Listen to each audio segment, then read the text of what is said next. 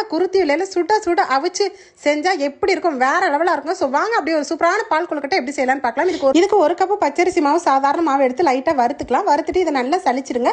சலிக்கும் போது கட்டிகள் இல்லாமல் நல்லா சுத்தமாக வந்துருங்க. இப்போ இதில் வந்து ஒரு கப் அளந்து எடுத்துக்கலாம்.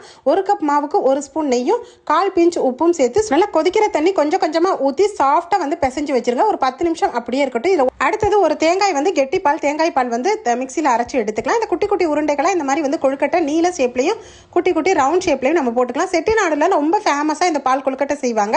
இப்போ 1/2 லிட்டர் பால் திக்காக காய்ச்சிக்கலாம். இப்போ அதை அப்படியே இட்லி பானையில் நம்ம வந்து உருட்டி வச்ச கொழுக்கட்டைகளை நல்லா 10 நிமிஷம் வாழை குருத்து இலையில அப்படியே நான் வேக வச்சிருக்கேங்க. வெந்ததுக்கப்புறம் பார்த்தீங்கன்னா அந்த இலையோட ஃப்ளேவரோட ரொம்ப ரொம்ப சூப்பரான கொழுக்கட்டை ரெடி ஆயிடுச்சு. இந்த 1/2 லிட்டர் திக்காக காய்ச்சின பாலில் ஏலக்காய் தூள் சேர்த்து 1 கப் சக்கரை சேர்த்துட்டு இந்த கொழுக்கட்டைகளை இதோட சேர்த்துருங்க. நல்லா கொதி வந்ததுக்கப்புறம் நம்ம தேங்காய் பாலை கடைசி ஆட் பண்ணிங்கன்னா ரொம்ப சூப்பரான ஃபேமஸான செட்டிநாடு ஸ்பெஷல் பால் கொழுக்கட்டை ரெடி ஆயிடுச்சு. இன்னைக்கு நான் செஞ்சு காமிச்சிருக்கேன். இந்த ஸ்பெஷல் கொழுக்கட்டை வீடியோ